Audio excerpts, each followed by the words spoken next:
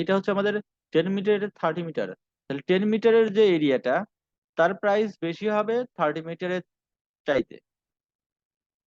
এটা তো আমরা নিশ্চিত। অথবা এটাকে আমরা এরিয়ার যে অ্যানালাইসিস গুলো করতে চাইলে বা প্রাইস গুলো কেমন হবে, এই জাতীয় রিপ্রেজেন্টেশনের ক্ষেত্রে আমরা বাফার ব্যবহার করতে পারি। আবার অনেক ক্ষেত্রে ফ্লাড ইনান্ডেশন অ্যানালাইসিসের ক্ষেত্রে বাফারের প্রয়োজন হয়, যে কতটুকু এরিয়া বাফার জোনের মধ্যে হচ্ছে ফ্লাড রয়েছে। তাহলে আমরা লাইন ক্ষেত্রে পেয়ে গেছি, পয়েন্ট থেকে পেয়ে গেছি। আমরা ইভেন চাইলে আমাদের যদি পলিগনের জন্য বাফার করতে পারি। এরপরে প্রসেসটা আছে ক্লিপ। আমি বাফার তৈরি করছি, আমরা যে বাফার দিয়ে কিন্তু আমরা আসলে পলিগন পাই, যে শেপ ফাইলটা তৈরি হয় সেটা একটা পলিগন। যেহেতু পলিগন তৈরি হয়ে গেছে, আমরা পলিগনের বাকি প্রসেস গুলো একটু দেখি। জিও প্রসেসিং এর বাকি কিছু প্রসেস, আমাদের পলিগনের বাকি প্রসেসের মধ্যে রয়েছে এখানে ক্লিপ রয়েছে। আমরা ক্লিপ দ্বারা আমরা কেটে নেই, একটা সেগমেন্ট থেকে আমরা কেটে নেই। সাপোজ একটা centre filled buffer zone, central field buffer zone, এটা রোডের বাফার জোন। এখন এই সেন্ট্রাল ফিল্ডের কোন অংশটুকু রোডের ইসের মধ্যে পড়তেছে, রোডের বাফার জোনে পড়তেছে, সেই অংশটা আমরা কেটে নিতে চাচ্ছি। বুঝতে পেরেছেন? জি স্যার। আমরা ক্লিপ করি, ক্লিপ করে কাকে ক্লিপ করব আমরা? ক্লিক করবো হচ্ছে সেন্টার ফিল্ডটাকে। যে আমাদের ফিল্ডে রয়েছে, এটার ফিল্ড হচ্ছে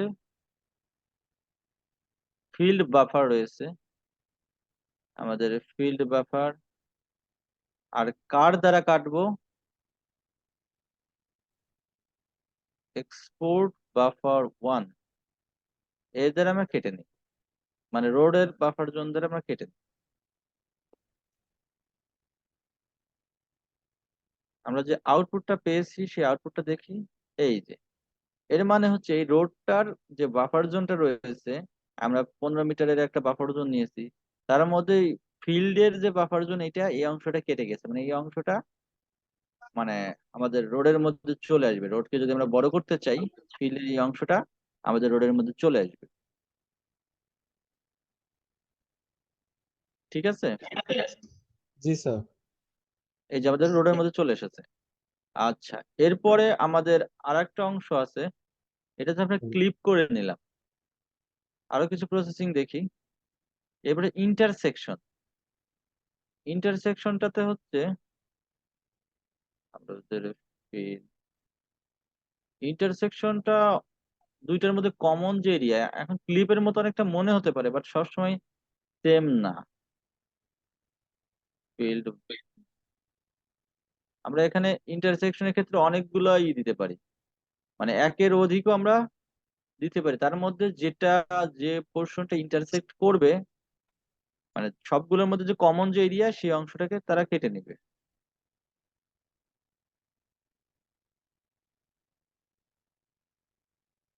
আমরা ইন্টারসেক্ট, এই যে ইন্টারসেক্ট পয়েন্ট যেগুলো আছে, যেগুলো নিয়েছি সেগুলো থেকে সে কেটে নিয়েছে। এটা হচ্ছে ইন্টারসেক্ট। এইবার আমাদের ফিল্ডের এটা বাফার করেছি, ক্লিপ করেছি, ইন্টারসেক্ট করেছি। আর একটা প্রসেসিং যদি দেখি, এর নাম হচ্ছে ডিজলভ। মার্জ একটা রয়েছে, ইউনিয়ন রয়েছে। ইউনিয়ন হচ্ছে সবগুলোকে ইউনিয়ন করে দেওয়া। আমরা একটা ইউনিয়ন দেখি, ইউনিয়নে আমরা যদি দেই, এগুলো সবগুলোকে একসাথে করবে। বুয়েট ফিল্ড নিলাম, ফিল্ডের বাফার নেই, তারপর রোড নেই, রোডের বাফার নিয়ে আমরা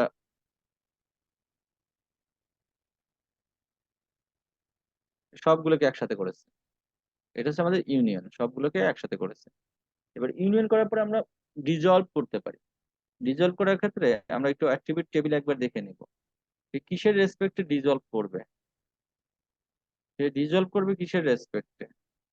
আমরা কোনো কিছু রেসপেক্টে দিয়ে দিতে পারি, আর কোনো কিছু রেসপেক্টে যদি না দেই তাহলে সেক্ষেত্রে কোনো কিছু সিলেক্ট।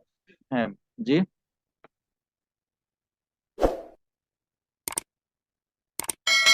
আচ্ছা, আমরা ডিজলভে চলে যাই, সবগুলো মিলে একটা হয়ে যাবে ডিজলভে। ফিল্ড ইউনিয়ন যেটা রয়েছে, কোনো কিছু সিলেক্ট করলাম না, তাহলে সে ডিজলভ হয়ে যাবে।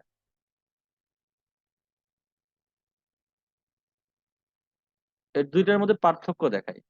আগেরটাতে আমরা অ্যাট্রিবিউট টেবিলে গেলে অনেকগুলো অ্যাট্রিবিউট ছিল, প্রত্যেকটা পলিগন সব আলাদা আলাদা সেগমেন্ট ছিল। এখানে 85টা পলিগন ছিল। এখন যে ডিজলভ করছি, ডিজলভ করার পরে একটা পলিগন হয়ে গেছে, সবগুলো পলিগন মিলে সে একটা মাত্র পলিগন তৈরি করেছে। এটা হচ্ছে ডিজলভ। আর মার্জের মাঝে মাঝে প্রয়োজন হয়, আমরা মার্জ যদি করতে চাই, এটা মার্জটা অনেক ইউনিয়নের মতো। আমরা এখানে ইউনিয়ন,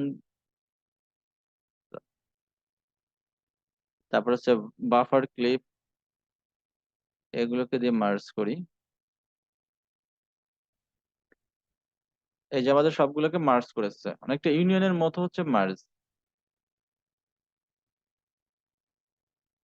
আচ্ছা, তাহলে আমাদের মোটামুটি জিও প্রসেসিং এর বেসিক কিছু জিনিস আমরা শিখতে পেরেছি: buffer, clip, intersect, union, merge, dissolved.